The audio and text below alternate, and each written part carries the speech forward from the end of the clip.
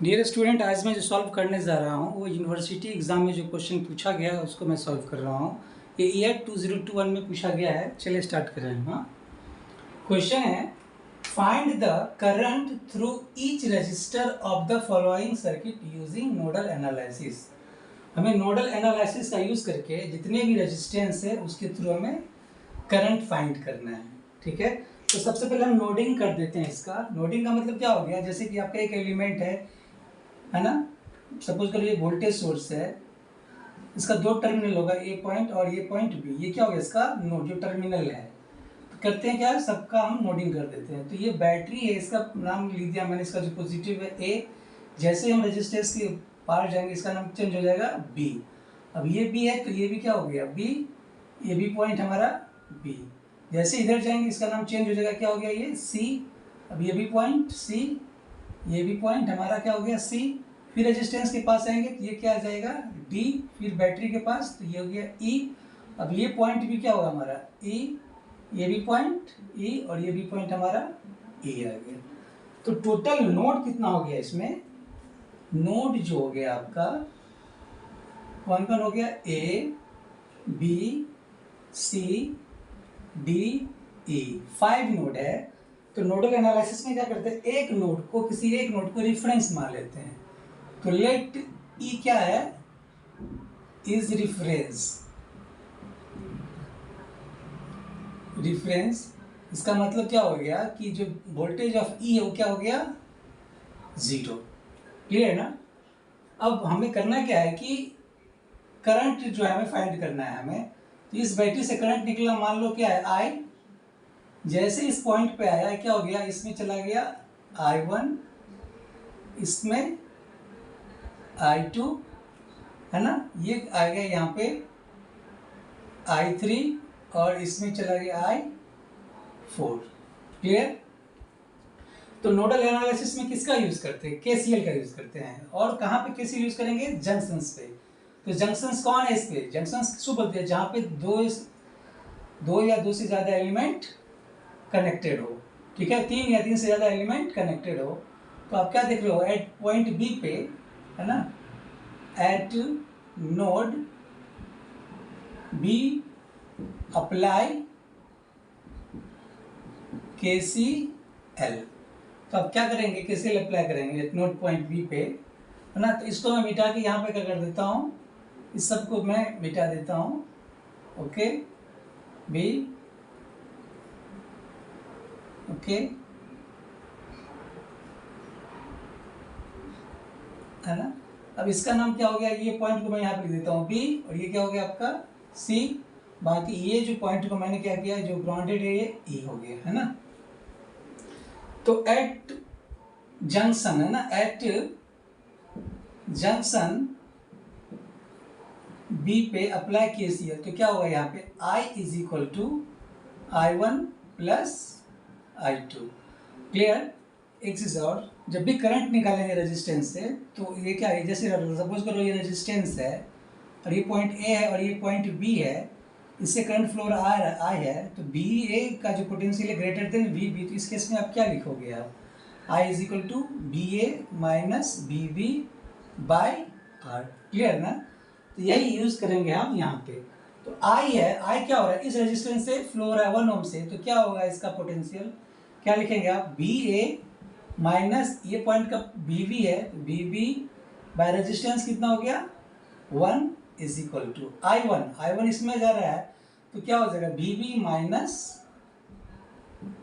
B E by 1 प्लस I2 इसमें flow रहा है, मतलब क्या लिखेंगे आप, B B minus B C by 0.5। Okay.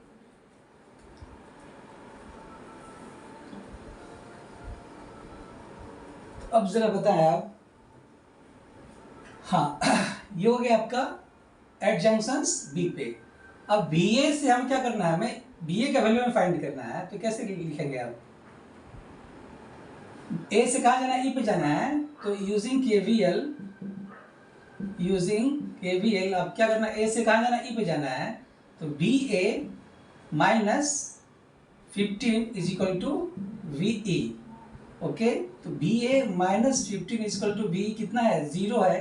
तो बी ए का जो वैल्यू कितना हो गया, 15 वोल्ट। क्लियर। तो मैं यहाँ पे लिख लेता हूँ, बी ए का जो वैल्यू आ गया हमारा 15 वोल्ट, और बी तो दिया हुआ कितना, 0 वोल्ट। ओके। नाउ इस इक्वेशन में क्या करेंगे, मैं इसको मिटा देता हूँ। तो अब बी ए कितना आया है, 15 minus V B by 1 is equal to V B minus 0 by 1 plus V B minus B C by 0.5। इसको जो सॉल्व करेंगे आप, तो यहाँ पे जो अननोन है क्या है, वी बी और वी सी है। सॉल्व करने पे आ जाएगा 4VB minus 2VC is equal to 15। Okay, ये एक इक्वेशन आएगा आपका, इक्वेशन नंबर 1 मान लेंगे। ओके, अब कौन जंक्शन है इसमें, सी है। एट जंक्शन सी, एट जंक्शन सी पे अप्लाई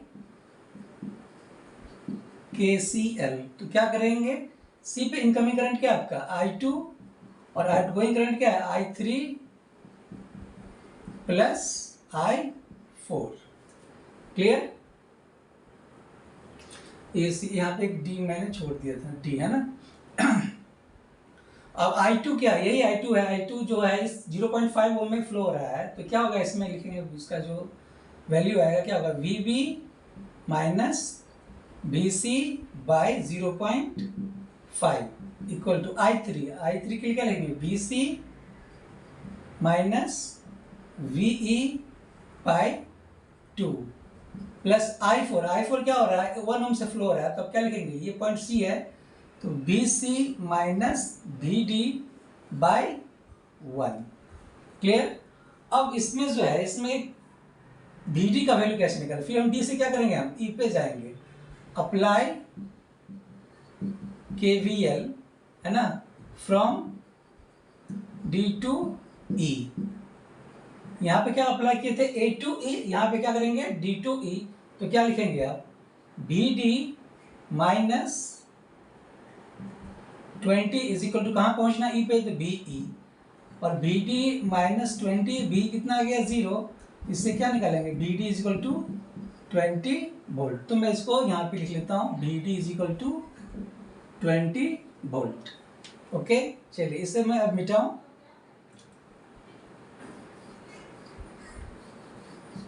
नाउ तो अब ये बताओ, VV minus BC by 0.5 is equal to BC minus V कितना है, 0 by 2 plus BC minus BD कितना है, 20 बाई 1। तो इसको जो सॉल्व करेंगे आप, एक इक्वेशन आएगा आपका, सॉल्व करने पे 4VV minus VC is equal to minus 40। Okay, इसको इक्वेशन नंबर 2 मान लिया। ओके, अब हमें क्या करना है, इस दोनों को सॉल्व करेंगे। तो सॉल्विंग फर्स्ट एंड सेकेंड, आप कैलकुलेटर से यूज करके आप सॉल्व कर सकते हो। तो जो VV का जो वैल्यू आएगा, VV इज इक्वल टू आ जाएगा माइनस 23.75 वोल्ट, और VC का जो वैल्यू आ जाएगा वो माइनस 55 वोल्ट। क्लियर। तो हमने VV भी निकल गया और VC निकल गया। अब हमारा एम क्या है, मतलब हर एक रेजिस्टेंस के थ्रू करंट निकालना है ना। तो चलिए हम बनाए। ओके, नाउ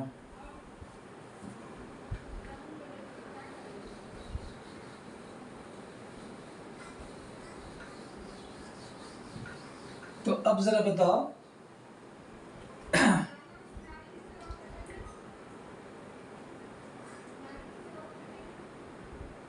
I का वैल्यू क्या आएगा आपका, I इज इक्वल टू क्या लिखा था मैंने, BA माइनस BB बाई 1। तो BA कितना है 15, बी भी कितना आ गया -23.75/1। क्लियर ना? तो इसको सॉल्व करेंगे आप तो ये आ जाएगा 38.75 एम्पियर। I1 क्या होगा? I1 इक्वल टू I1 इसमें फ्लो हो रहा है तो आप क्या लिखेंगे VB माइनस VE बाय 1। तो ये क्या आ जाएगा? VB कितना है -23.75 माइनस 0/1। ये कितना आ जाएगा -23.75 ampere. Okay, I2 equal to क्या होगा? VB minus VC by 0.5। VB कितना है -23.75 माइनस BC माइनस 55/0.5। इसको सॉल्व करेंगे आप तो ये आ जाएगा 62.5 एम्पियर I2 का जो वैल्यू है। अब I3 का वैल्यू क्या आ जाएगा? I3 इसमें फ्लो हो रहा है तो क्या लिखेंगे? BC minus BE by 2। BC कितना है -55 माइनस BE क्या है 0/2। सॉल्व करेंगे आप I3 का वैल्यू तो ये आ जाएगा -27.5 एम्पियर। ओके, और I4 जो है आपका I4 क्या है? ये इसमें फ्लो हो रहा है मतलब क्या लिखेंगे? BC minus BD by 1। BC minus 55 BD 20/1। ये आ जाएगा -75 एम्पियर।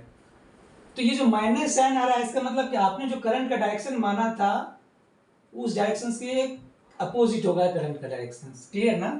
तो चलिए इसको मैं यहाँ पे ड्रॉ कर देता हूँ। ओके, तो I का वैल्यू कितना आया है? फिर इसको मैं फिर से यहाँ पे ड्रॉ। I का वैल्यू कितना है 38.75 एम्पियर। तो इसमें जो करंट फ्लो होगा कितना होगा? 38.75 एम्पियर। ओके, I1 कितना -23.75। I1 का डायरेक्शन आपने ऐसे माना था तो इसका मतलब क्या हो गया कि I1 जो का करंट फ्लो होगा वो ये ऊपर की ओर होगा और कितना 23.75 एम्पियर। ओके, I2 क्या है 62.5 एम्पियर। मतलब आपने जो डायरेक्शन माना था वो सही है तो ये करंट का डायरेक्शन क्या हो गया? यही रहेगा। करंट क्या होगा 62.5 एम्पियर। I3 नेगेटिव आ रहा है इसका मतलब आपने करंट का जो डायरेक्शन माना इस डायरेक्शन माना है तो ये क्या होगा? गलत है। इसका डायरेक्शन क्या होगा? ये ऊपर की ओर होगा और कितना होगा? ये 27.5 एम्पियर। I4 भी नेगेटिव आ रहा है इसका मतलब करंट क्या होगा? ये इस तरफ फ्लो होगा। कितना आ गया? ये 75 एम्पियर। ओके, ये इसका हो गया फाइनल आंसर। ओके, एक और क्वेश्चन है उसको मैं बना रहा हूं।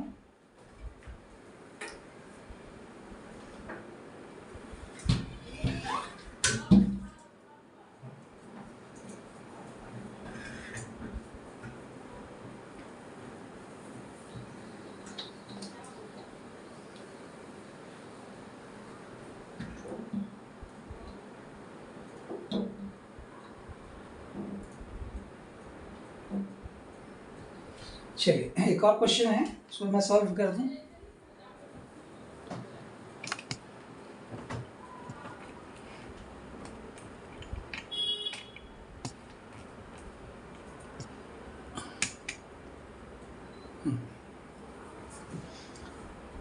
क्वेश्चन है सी है question number 2C। Find the equivalent resistance between point A and B in the following circuit. A और बी के बीच का हमें क्या करना है? इक्विवेलेंट रेजिस्टेंस निकालना है। तो अब ये बताओ ये दोनों जो है आपका क्या है? पैरेलल में है तो इसका क्या होगा? सॉरी सीरीज में है तो 15 + 6 कितना हो गया? 21 ओम। ये भी दोनों क्या है? सीरीज में। तो ये इसका इक्विवेलेंट कितना हो जाएगा? 10 + 4 मतलब कितना हो गया? 14 ओम। तो आपका जो पॉइंट ए है और ये पॉइंट क्या है? बी। तो ये इसको आप इस तरह ड्रॉ कर सकते हैं 21 ओम और ये क्या होगा? 14 ओम। चलिए उसको मैं यहाँ बता देता हूँ। ये पॉइंट ए है और ये पॉइंट बी है। तो 21 ओम क्या ए और बी के बीच में है, तो मैंने यहाँ पे ड्रॉ कर दिया 21 ओम। 14 ओम भी क्या है, ए और बी के बीच में है। ओके, ये दोनों क्या आ गया, पैरेलल में है, तो इसका इक्विवेलेंट कितना हो जाएगा, 14 इंटू 21 बाय 14 प्लस 21। सॉल्व करेंगे तो ये आपका आएगा 14.21 डिवाइडेड बाय 14 प्लस 21, 8.4 ओम है ना। तो आप क्या लिखोगे, ए और बी के बीच का जो रेजिस्टेंस है, इक्विवेलेंट रेजिस्टेंस कितना होगा, 8.4 ओम है। ओके, ये इसका आंसर है। कुछ और प्रॉब्लम बताएंगे यूनिवर्सिटी का वो नेक्स्ट क्लास में। Thank you.